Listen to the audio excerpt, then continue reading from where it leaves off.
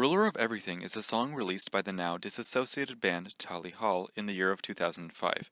Before watching this video, I would encourage you to listen to the song and read the lyrics. The song has a central theme of time and our perception of it. It takes place in many settings, all of which tie back to the idea of time.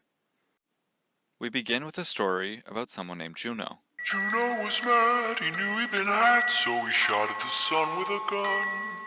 Shot at the sun with a gun. Shot at his wily one, only friend. The first verse may not seem clear at first. In it, we have a character named Juno. He shoots at the sun, but obviously nothing can be accomplished doing this. The sun symbolizes the passage of time. It passes overhead the exact same way it has every single day since the dawn of the earth, and will continue until the end.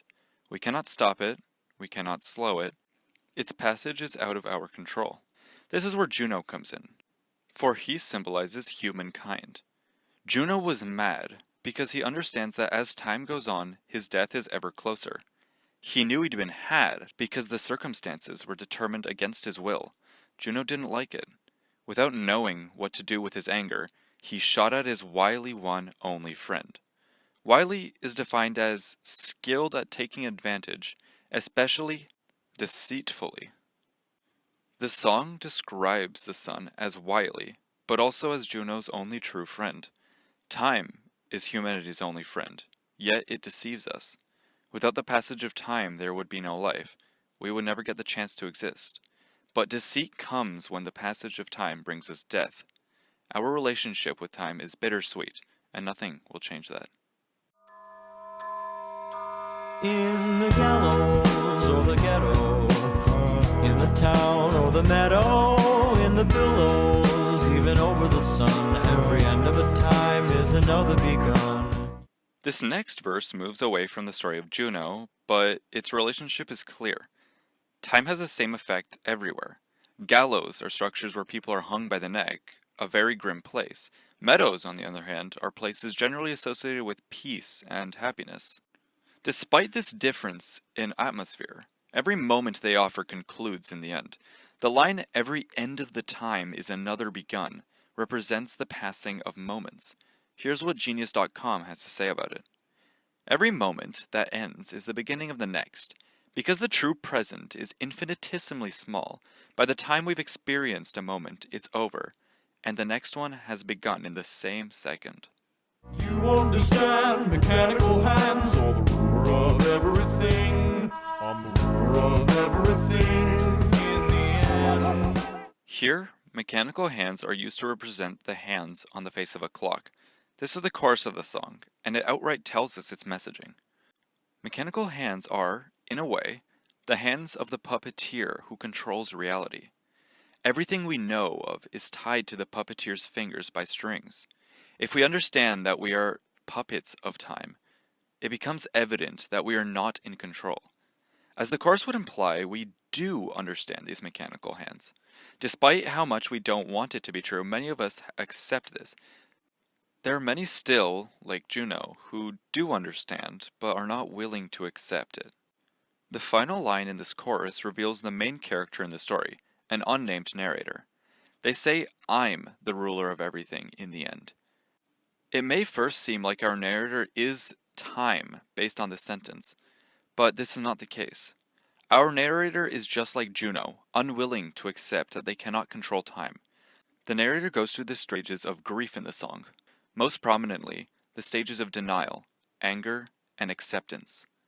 The other two are more so tied into the other sections. Do you like how I walk? Do you like how I talk? This narrator starts with denial, primarily due to their ego. They're self-absorbed, evident by the fact that this entire section is them listing things they like about themselves, but more so looking for approval. This even gets to the point where their wife criticizes them for being egocentric. They don't like the idea of not being in control, especially due to the fact that they believe they are better than everyone else. Practice your mannerisms into the wall. If this mirror were clear, I'd be standing so tall. This line embodies the narrator's arrogance. They're distracting themselves from their current predicament, out of sight, out of mind. The line also further cements the egotistical nature of our narrator. They claim that if only the conditions were right, their value would show. I've been you, I know you, your facade is a scam. You know you're making me cry, this is the way that I am. Here, a new perspective is being brought in. The narrator is being told by their internal voice of reason that they know who they are and that they are not who they pretend to be. The narrator argues back, displaying the stage of anger. They've tricked themselves into thinking that their facade is their real self, to a point that being told otherwise makes them cry. The narrator firmly believes their own lies, but this sort of lie is ultimately damaging, despite the truth not being too comfortable either. Oh no, no, oh yeah. They begin working their way towards acceptance, though they are still far from it. Oh no here represents them completely against the idea of time being the one in control. No shows that they are trying to believe the falsehood they made for themselves by repeating no until it becomes true. Finally, oh yeah tells us that they can't deny the truth forever, and that they are beginning to undertake acceptance.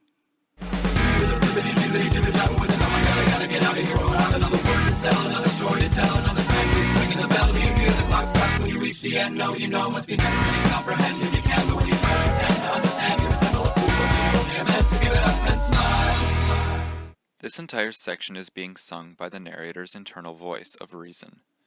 The voice asks them if they hear their own Flibbity, Jibbity, Jibber jabber. Everything the narrator is trying to believe sounds ridiculous from an outside perspective.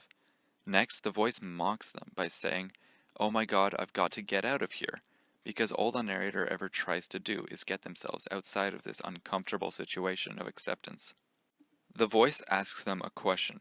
Do you hear the clock stop when you reach the end? Quickly answering themselves with, "No, you know it must be never ending." This calls back to the end of the second verse, "Every end of the time is another begun." This earlier verse states that once a moment has ended, the next one immediately follows. What the voice tells our narrator is that the clock does not stop for them once a moment has concluded. Time doesn't wait for anybody, and the narrator is not an exception. The internal voice belittles them when asking them to comprehend if they even can. The narrator is then told that when they try to pretend to understand, they resemble a fool. We learn from this that maybe the narrator is not mature enough to truly understand, or, more likely, they don't want to understand, making any fake attempt seem foolish. At the end, the voice tells us the narrator to just give it up and smile. Be content with the life you have. It is pointless to waste your valuable time trying to lie to yourself that it isn't finite. You do not control time's passage. Oh no.